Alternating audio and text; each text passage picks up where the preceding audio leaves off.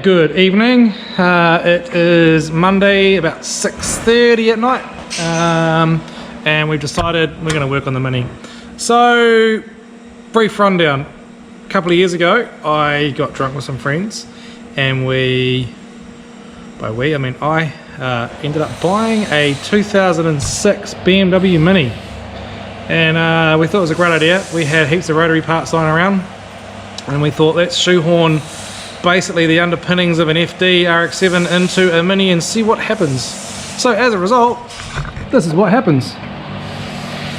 This is the rear end of an FD RX7 inside, I think it's a R50 Mini.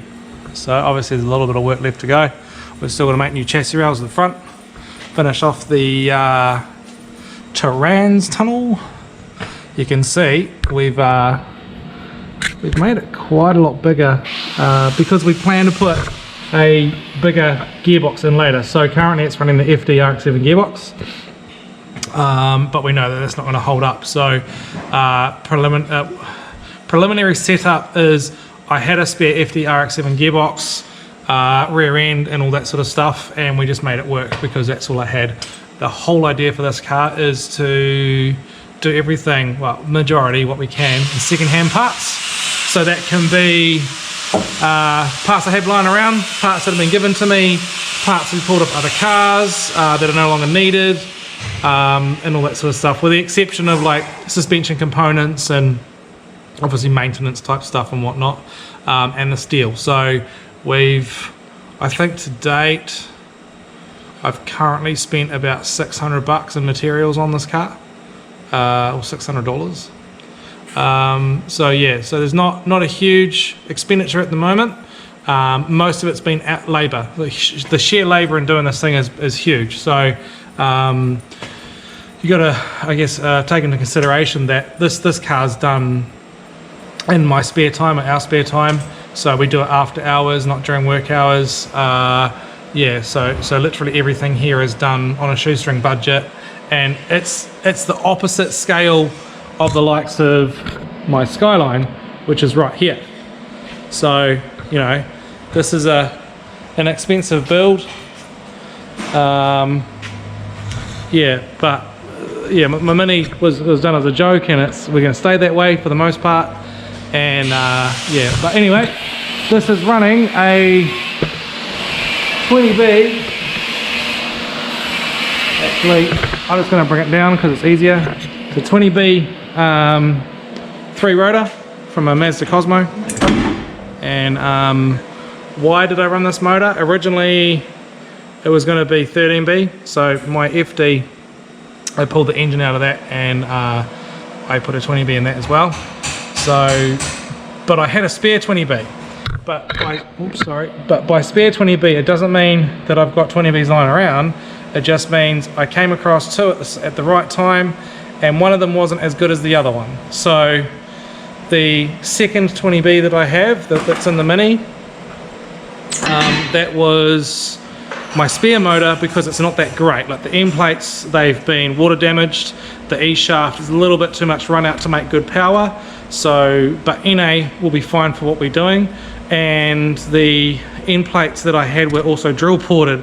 So I'm gonna turn it into a Bridgeport 20B NA engine, but I will have turbo rotors in it, just because the goal eventually I think is to put a turbo on it, probably just something small so it's real drivable. This is going to be a massive like a little go-kart. So yeah, just this thing weighs nothing. It's going to be so much fun. Anyway, so here we have, you can see that 3 rotor. And yes, there's basically no clearance for that because we haven't made the strut brace yet. Anyway, so we have 3 rotor engine, big fat plate, so it's a proper 20B. And obviously you can see none of that's been done or finished off, but we'll be getting there. We've done pretty major chassis modification.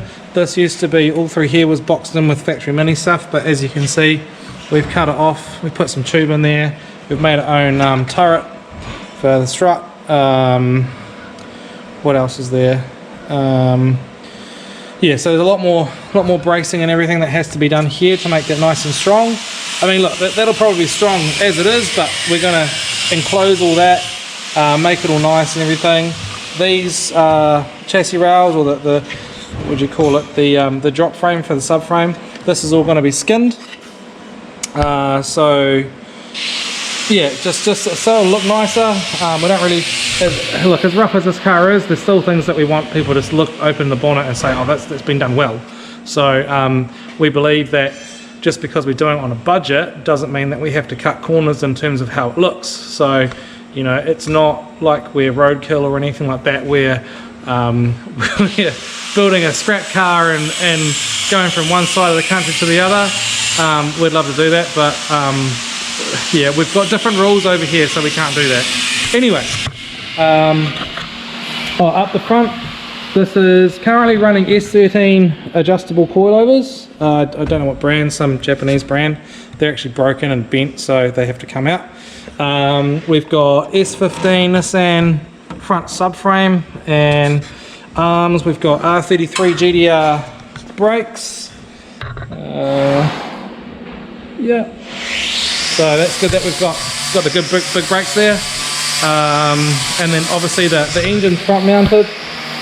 Now I want to change that. I'm not happy with it. How do I say this?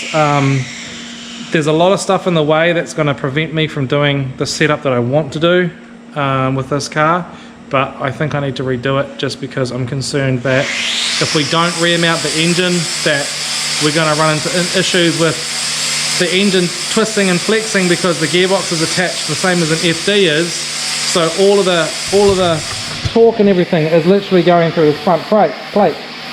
And my FD, the engine that was originally in the Skyline, we've already cracked the front plate from A, having it front mounted, and B, not having it doweled. Now I know this is a different monster altogether, but the way I see it, we've got that much more power in this 20B and that much more torque. So for me, I would rather just try and safeguard if we can and make that engine as strong as possible so that doesn't happen in the future.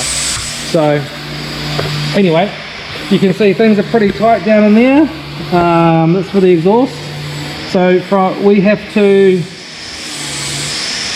fabricate an exhaust that not only goes through here, but we've got to come around and go through there, and I'm trying to incorporate an engine mount as well. So ideally we want the engine mount to come through here and bolt to there, just to give us a bit of strength.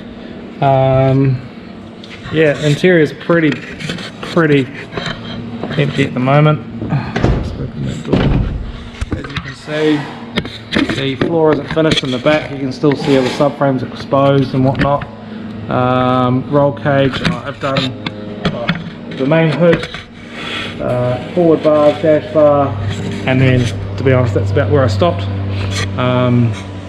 Just because we needed to do other stuff to it first before I wanted to finalise the cage, because the cage needs to tie into the rear end of the car and the front end, so I can't really move forward on something where I don't have anything to fix it to. So before we made all these,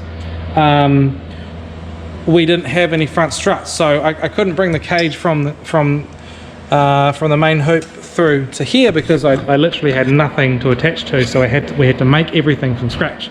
So I really want to get that all finished off and buttoned up before I start putting all of my strut bars and everything and whatnot in. So yeah. Anyway, what else we got? So here, this is our caster arm brackets. So as you can see, it bolts up to here. There is actually a bolt with thread and everything behind in there, I think you'll find. Yeah, in there. So we need to make this nice and strong, and we've made it unboltable so that in the event of an accident, this takes a punishing, we can replace that, and this will hopefully stay intact. So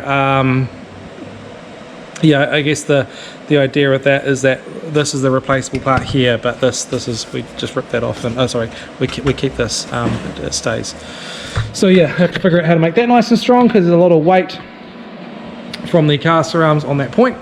So it's just, you know, a lot of this is the biggest type of thing that I've done in terms of modifications and basically cutting the front end of a car, cutting the rear end out of a car, and making it from bits and pieces from other cars. So it will be trial and error. Look, the chances of us finishing this car and then getting it to the racetrack and then finding there's a bunch of things we didn't think of, that's probably going to happen. I do not think we're going to get onto the racetrack and think that everything's going to be perfect. You know, I don't know a single person that's ever done a shakedown on a race car and have everything that's fine. So not a build like this anyway. I mean, there's some exceptions, but yeah, just this is something new for us, and it's been fun. And yeah, we've got a long way to go yet. So the whole idea with documenting it from this point on is there's still a bunch of fab work to go. There's a bunch of things we have to try and shoehorn into small spaces and get everything working in unison and making it look nice, while within a budget as well. So yeah, but just to, I guess I can recap on the things that we need to do. Obviously we need to finish off the front end. I need to do all the plating and add our impact, the frontal impact parts, because we're going to road register this car. So that makes it more interesting, which means we have to think again about safety and accident and getting it all signed off and how do I say, legal. There we go. So anyway, we've got, this is the list. As you can see, we've knocked off a fair few things on this thing, but I think we've got, this is the secondary list here. That's the Skyline list. Anyway, so yeah, we can see quite a lot of things. Gearbox crossing wheel, well, we don't need that yet. Fuel flap, we're going to close that in because the fuel flap's not staying there. It ain't got a fuel tank, so anyway. Wash it, yeah, well that can wait. Dashboard, yep, we'll get onto that. Manifolds, that's probably, after we've done the underneath of the car, that's probably the next on the list, is engine mounts and manifolds. Yeah, they kind of go together. Anyway, I'll just open the door. Anyway, here we have the trans tunnel. See it in all its glory. As you can see, that's all nice new galv coated sheet metal. And in the rear end, so in the rear end we've got to fit lots of things, man. We've got to fit an exhaust system, mufflers, fuel tank, surge tank, pumps, lines, everything. And it's, you know, this is a much smaller car than the likes of an FD, and it was never meant to be rear wheel drive. We've made it rear wheel drive, you know, and we've got a few things that are not supposed to be in here, are not going to fit nice. But as you can see, everything's built pretty strong.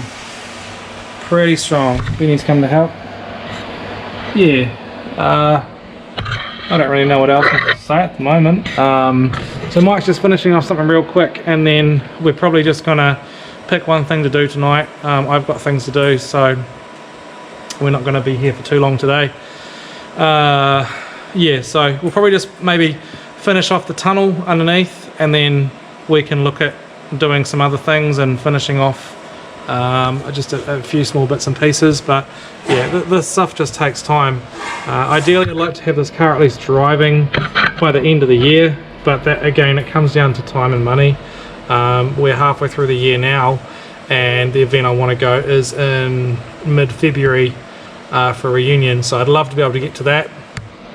But yeah, it just comes down to money and how much time we've got. So because we will get to the point soon where the money that's spent on the vehicle to get it to the stage of running